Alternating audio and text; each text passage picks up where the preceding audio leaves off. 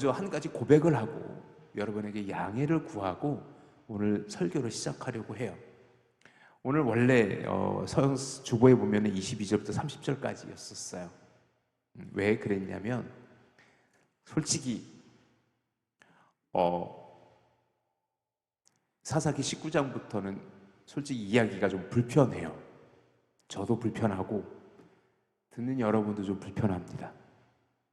성경에 수없이 많은 이야기가 나오지만 그 중에서 사사기 19장부터 21장까지의 이야기만큼 좀 불편하게 하는 이야기도 드물어요.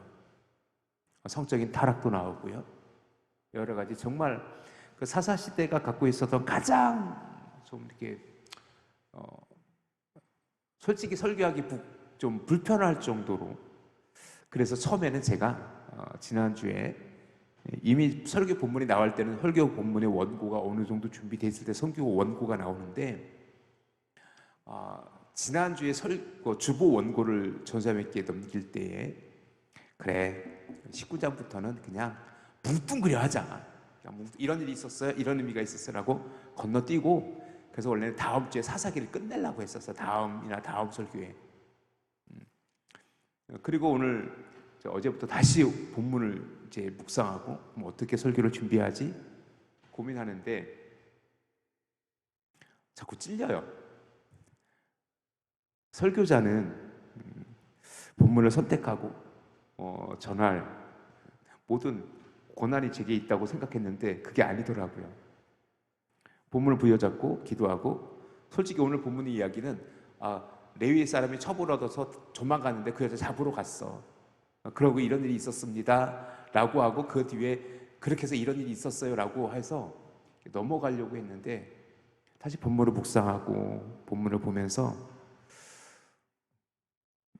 아니더라고요. 그래서 다시 붙잡기 시작했어요. 본문을 다시 붙잡고, 그래서 조금은 더 시간이 필요하고 조금은 더 설교를 더 진행해야 되지만 여러분에게 조금 지루한 시간이 될 수 있고 불편한 시간이 될 수 있을지도 모르지만 설교자로서 하나님 말씀을 그대로 다시 한번 여러분과 나누도록 그렇게 할게요. 미리 여러분에게 양해를 구합니다. 오늘부터 19장부터 21장까지는 이런 이야기가 왜 성경에 기록되어져 있어야 되는 거야 라고 생각될 정도로 조금 불편하게 여러분에게 들릴 수도 있어요. 그것을 미리 감안하시되 1절 말씀 다시 한번 읽어보세요. 1절 첫 머리에 이렇게 기록되어져 있어요. 이스라엘에 무엇이 없을 그때에 왕이 없을 그때. 즉 뭐냐면 이제부터 여러분이 저와 함께 나누는 몇 번의 설교를 통해서 19장부터 21장까지 정리하면서 사사기 전체가 마무리되어질 텐데, 여러분이 기억할 것은 뭐냐면 왕이 없었어. 즉 이것은 뭐냐면 정치 제도적으로 왕이 없었다 그 의미가 아니라 하나님이 그들에게 왕으로 인정되어지지 않았고 하나님이 그들에게 왕으로서 섬김받지 못했던, 그래서 그들에게는 왕이 없었던 시대.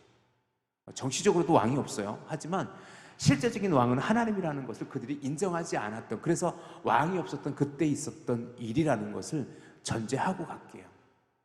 지금 우리는 사사기 17장부터 사사들의 이야기가 아니고 사사시대에 있었던 일들에 대해서 나누고 있잖아요. 미가 제사장에서 있었던, 미가의 집에서 있었던 일, 그리고 미가가 만들었던 우상의 이야기, 미가가 제사장으로 세웠던, 나중에 알고 봤더니 그가 요나단이었다는 일, 그리고 그 단지파 사람들의 이야기까지 읽으면서 각기 자기는 소견에 오른 대로 행했던 그들의 모습들, 우상을 만들고 스스로 제사장이 되어지고 하나님이 주어진 사명을 잊은 채 그들이 쉽게 점령한 라이스라는 땅에서 그들이 단이라는 땅을 차지하고서는 그것이 마치 하나님의 축복이냐 하나님의 은혜이냐 그렇게 살아가는 단지파의 모습들, 그런 것을 통해서 사사시대가 그렇게 악했어 라는 것을 이야기해 주고 있는 거예요. 그리고 19장에서 이제 또 다른 이야기, 마지막 사사기의 마지막 에피소드, 마지막 이야기가 다시 시작되어지게 됩니다. 그런데 이 이야기를 통해서 이제는 그런 정치적인 종교적인 문제뿐만이 아니라 이제는 일상에서 그들이 그리고 자연스럽게 추악함에 빠져가는, 이 미리 여러분에게 예고를 드리자면 성적인 타락의 문제도 있고 살인의 이야기도 있고 그것을 보복하는 이스라엘 지파의 이야기가 연결되어져 있어요. 이런 표현을 쓰면 죄송하겠지만 뭐 이런 놈들이 다 있지라고 생각될 정도로 추악해요. 그런데 그래서 제가 이 19장부터 21장은 그냥 뭉뚱그려서 넘어가려고 했던 이유가 거기 있었어요. 저도 설교자인 저도 불편했기 때문에.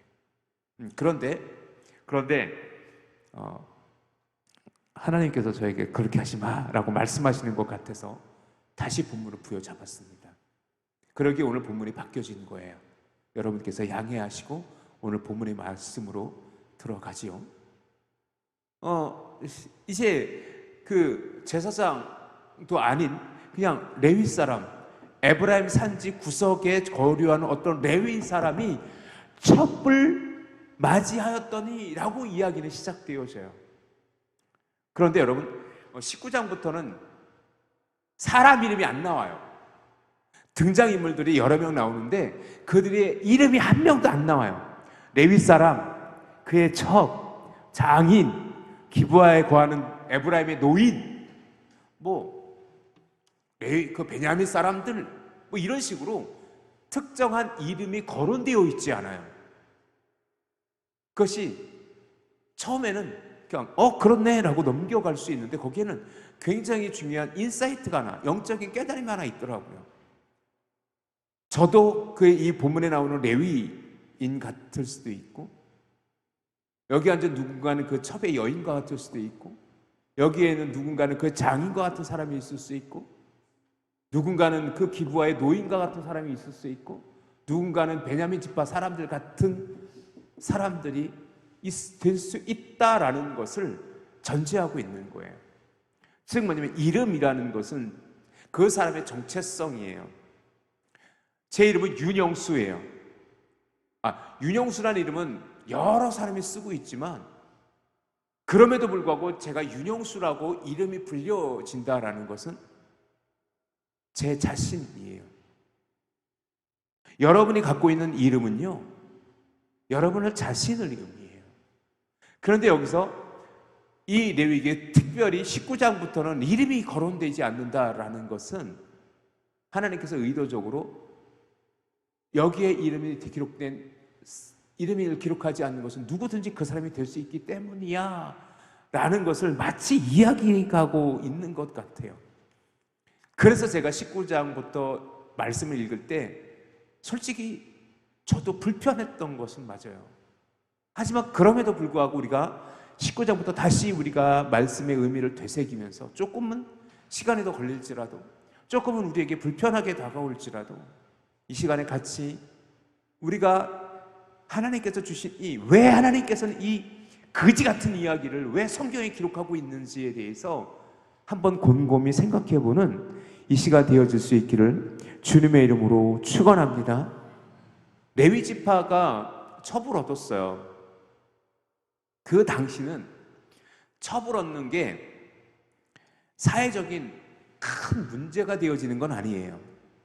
그리고 우리가 이미 10절까지 읽었지만 그 첩을 그의 장인은 사위처럼 여기고 그 레위 사람도 그 첩을 사랑했던 것은 맞는 것 같아요. 어쨌든 첩을 얻었어요. 일단 성경에서 첩 이야기가 나오면 좋은 얘기는 많이 안 나와요. 실제적으로 다윗도, 그 믿음 좋던 다윗도 여러 명의 첩을 거느리고 있었던 것은 사실이에요. 하지만 어쨌든 레위인이 첩을 얻었다라는 것도 우리가 쉽게 그랬었어라고 넘길 수 있는 부분은 아닌 것 같아요. 하나님께서는 그거에 대해서 책망하지 않는다고 해서 그것이 정당화되어지진 않아요. 여러분 성경을 잘 읽어보면 어떤 일이 벌어지냐면 이거 잘못된 건데 하나님께서 책망하지 않을 때가 있어요. 이것을 하나님께서 죄라고 여기시지 않을 때가 있어요.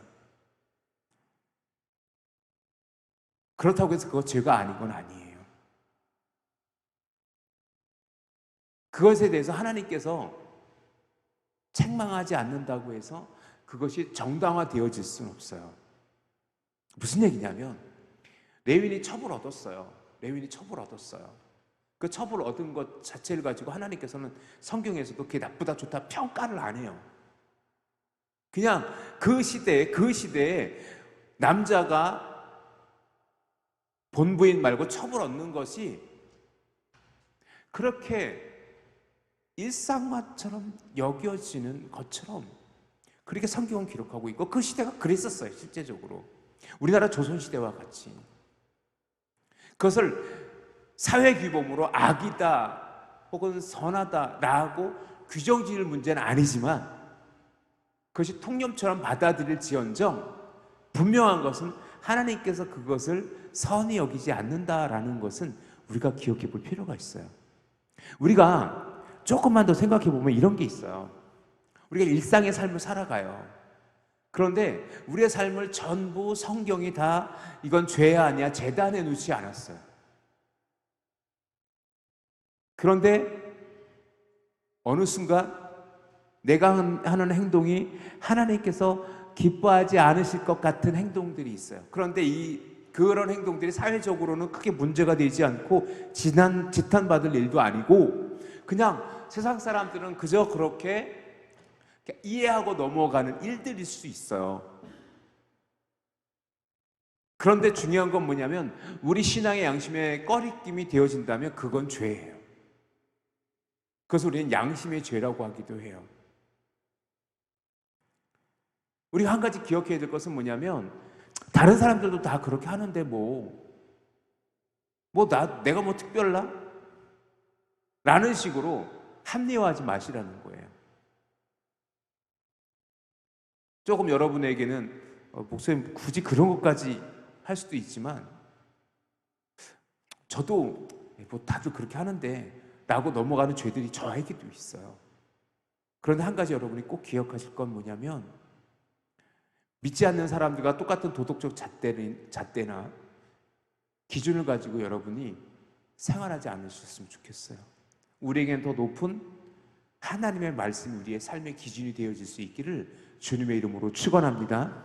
그리고 그것이 때로는 우리에게 더 높은 삶의 도덕적 기준을 요구할 때도 있고 우리에겐 조금 더 높은 거룩함의 삶이 요구될 때가 있어요.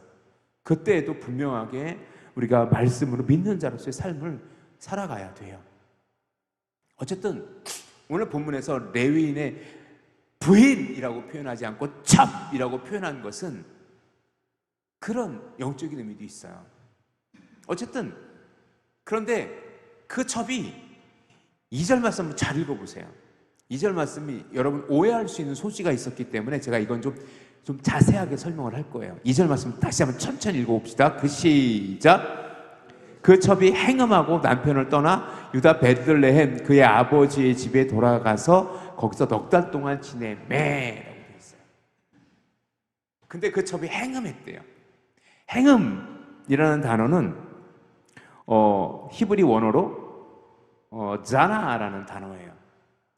말 그대로 이 자나라는 히브리 원문에 쓰여 있는 단어는 성적인 간음이에요. 간음이에요. 그런데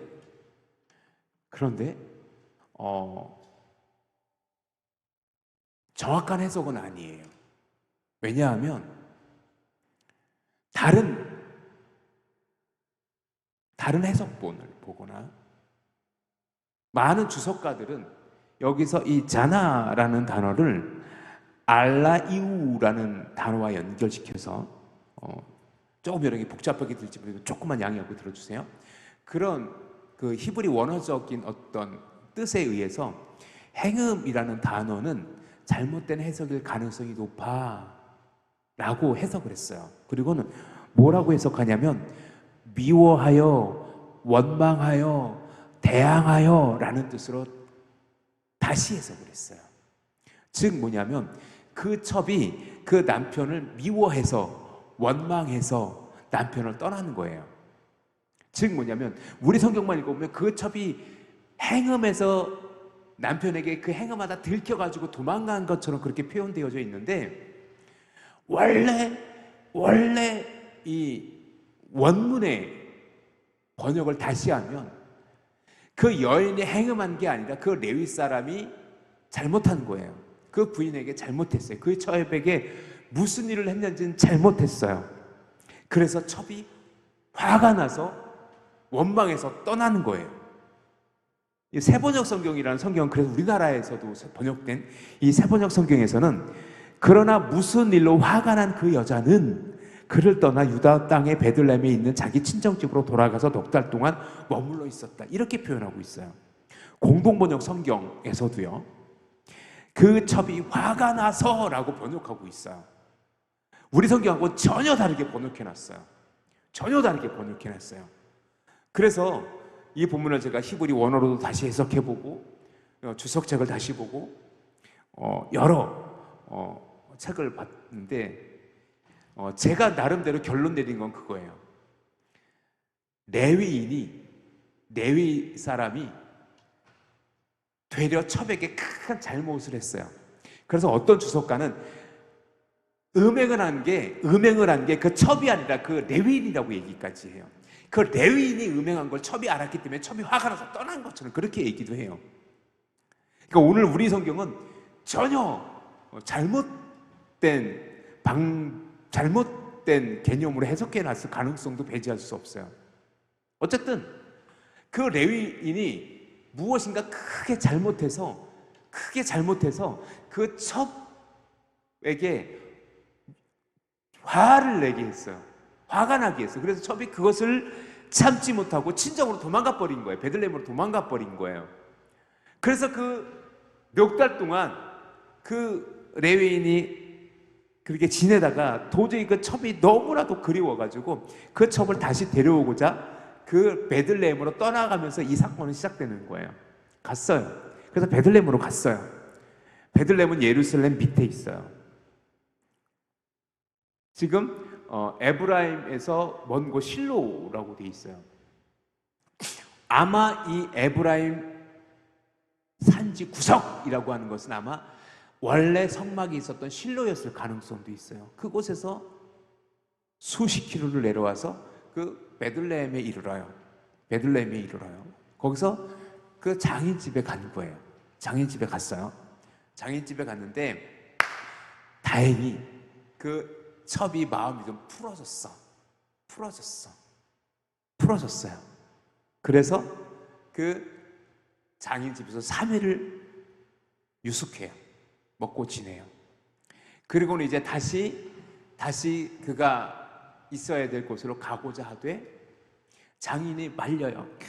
사위 그러지 말고 당신 몸을 좀 추스려야 돼. 안 돼. 하루만 더 있어. 그래서 4일을 있어요. 그리고 또 이제 가려고 했는데 아이고 이복에 하루만 더 있어. 제발 나와 하루만 더 있게 라고 해서 하루를 더 묵어요.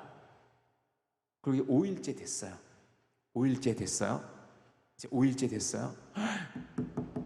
이제 가야 돼요. 그날 5일째 아침에도 그러지 말고 지금 떡을 먹고 마실 것을 마시고 조금만 있다 가게 했는데 다시 해가 뉘엿뉘엿지기 시작해요. 그런데 이제는 레위인은 더 이상 머무를 수가 없어요. 왜요? 5일 정도 지났어요. 이제 무슨 날이 다가오고 있어요? 안식일이 다가오고 있어요. 그러니까 그 레위인은 더 이상 머무를 수가 없는 걸 알아요. 그래서 오늘 우리가 10절을 읽었잖아요. 10절 한번 같이 한번 읽어봅시다. 10절 시작. 그 사람이 다시 밤을 지내고자 하지 아니하여 일찍이 일어나서 떠나 여부수 맞은편에 이르렀으니 여부수는 곧 예루살렘이라 안장을 지운 나귀 2마리와 첩이 그와 함께 하였더라. 즉 뭐냐면 이제 다시 밤을 지내고자 하지 아니하고 일어나서 떠나요. 이게 아마 오후쯤 됐을 거예요. 베들레헴, 여기가 이 사람들이 있는 곳은 베들레헴이에요. 베들레헴부터 여부스 맞은편에 이르렀더니 여부스 맞은편은 오늘날의 예루살렘. 이때에는 아직까지 예루살렘은 여부스 족속이 살았던 땅이었었어요. 이방인들이 살았던 땅이었었어요. 이방인들이 살았던 땅이었었어요. 그런데 그 여부스에 이르러서 이제 껌껌한 저녁이 됐어요. 베들레헴에서 예루살렘까지 한 1시간 반, 2시간 정도 걸어서 갈 수 있는 그런 정도의 거리라고 해요. 그런데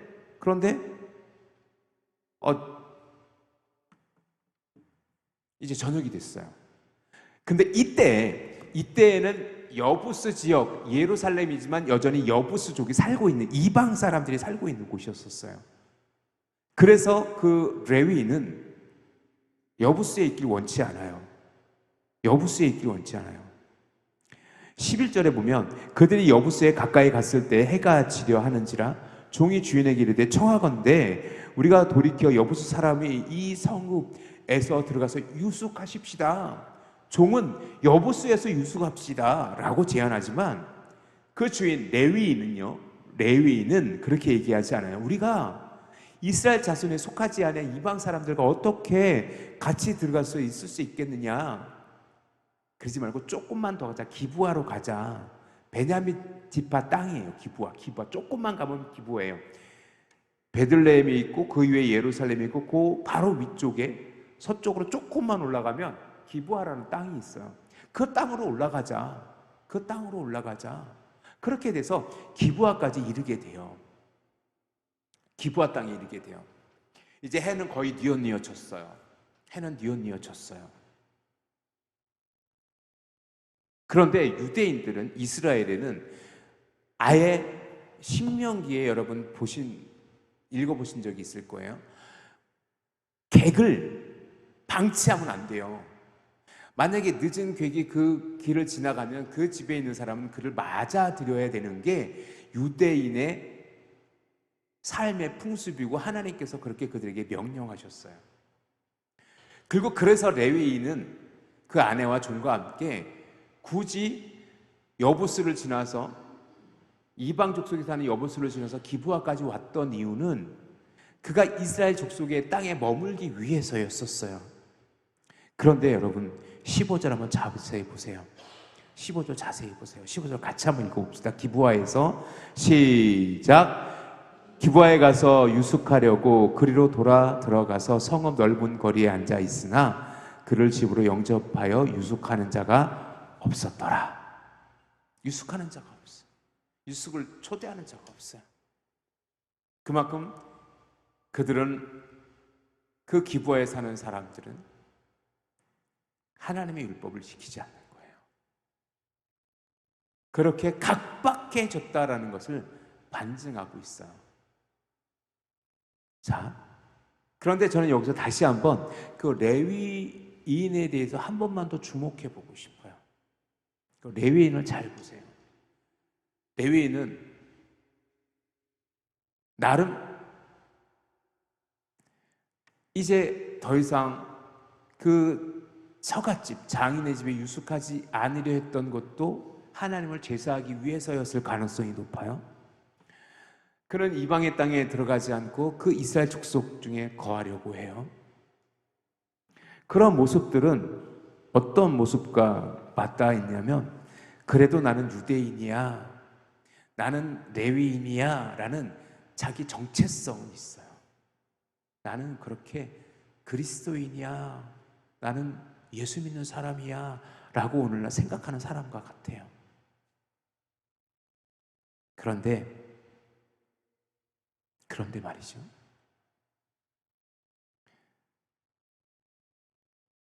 이미 19장 1절에 왕이 없었을 때에 있었던 일이라고 전제하고 있잖아요.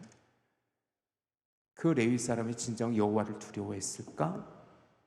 그 레위 사람은 여호와를 정말 잘 섬기는 레위인이었을까? 그의 행동은 마치 레위인과 같고, 그의 생각은 율법을 지키는 것 같지만 이제 우리가 앞으로도 살펴보겠지만 그의 행동은요 그렇게 레위인 같아 보이지 않아요. 그리스도인다워 보이지 않아요. 솔직히 이러한 레위 사람의 모습이 제 모습 속에 있지는 않은가, 그것이 불편했기 때문에 제가 오늘 이 부분을 넘어가고 싶었던 이유도 있었는지 모르겠어요. 제 내막 속에서, 제 마음 깊숙한 곳에서는 말이죠. 사랑하는 성도 여러분, 그리스도인은 때로 겉모습으로 그의 삶에서 그가 교회를 다니고 예배를 드리고 성경책을 옆에 끼고 있다고 해서 그가 참된 그리스도인이냐라는 것에 대해서는 우리가 곰곰하게 질문을 던질 필요는 있어요. 진짜 그리스도인은 누굴까? 정말 하나님을 두려워하고 하나님 앞에서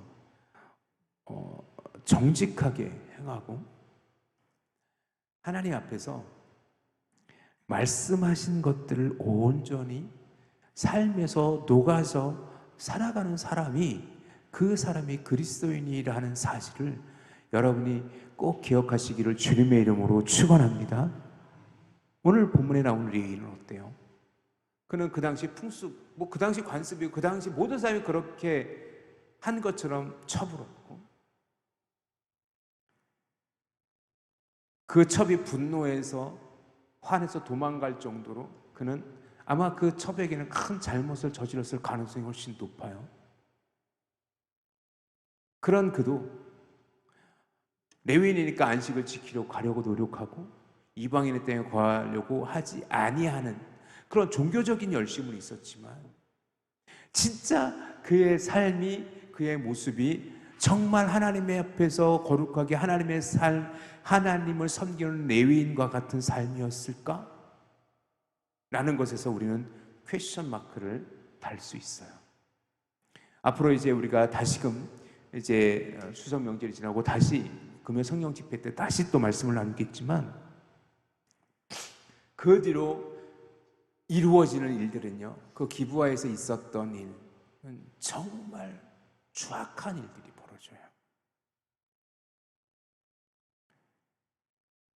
그래서 저는 계속해서 성도님들과 함께 기도하고 싶은 제목이 그거예요. 하나님, 정말 그리스도인은 어떻게 살아가야 되죠? 우리 믿는 자는 어떻게 살아가야 됩니까? 라는 질문을 또 하게 돼요. 제 스스로도 부끄럽고 제 스스로도 창피한 모습들을 이제는 회개하고 정말 하나님 주님 앞에 정직히 서길 원합니다. 고백할 수 있는 저가 되어지길 원하고, 오늘 바로 여러분, 우리 믿음의 성도님들이 되어질 수 있기를 주님의 이름으로 축원합니다. 이제 곧 명절이잖아요. 명절에 온 가족이 모여요. 부모님을 뵙는 이들도 있을 것이고, 또 오랫동안 못 봤던 형제 자매들을, 또 자녀 손들을 만나는 일도 있을 거예요. 모든 이들이 다 그리스도인이여 한 믿음의 가정이기 때문에 한 곳에 모여 함께 예배하고 하나님 예배하고 기쁨을 나눌 수 있다면 그보다 더 축복된 일은 없을 거예요. 그런데 저희 가정도 마찬가지고요. 우리 성도님들의 가정 중에는 믿지 않는 이들이 있을지도 몰라요. 때로 남편이, 때로 자녀들이, 때로 부모님이 믿지 않는 경우도 있을 거예요. 그들에게 진정한 그리스도인의 모습이 여러분을 통해서 보여줄 수 있기를 주님의 이름으로 축원합니다. 다른 사람들도 다 그렇게 하는데 그것을 우리는 타협이라고 해요. 그리고 합리화라고 해요. 그러지 마시고, 제가 잘 쓰는 표현이 있죠. 손해볼지라도 하나님이 기뻐하시는 일이라면, 여러분이 조금은 더 고생할지라도 여러분이 그리스도인이니까 믿지 않는 이들에게 선한 영향을 미쳐가는 그런 우리 믿음의 성도들이 되어질 수 있기를 주님의 이름으로 축원합니다. 아유, 교회 다니는 것도 똑같아. 나는 소리를 절대로 듣지 않는 우리 믿음의 전입교회 성도님들 되어질 수 있기를 주님의 이름으로 축원합니다. 그래서 이번 추석 명절이 그래서 더 기쁜 명절, 더 축복된 명절 되어질 수 있기를. 그리고 믿지 않는 형제, 믿음이 연약한 자녀들, 그리고 믿지 않는 가족들에게 내 몸이 좀 고될 수 있고 내가 좀 힘들 수 있지만 그럼에도 불구하고 그렇게 그리스도인의 삶을 살아가는 저와 여러분 되어질 수 있기를 주님의 이름으로 축원합니다.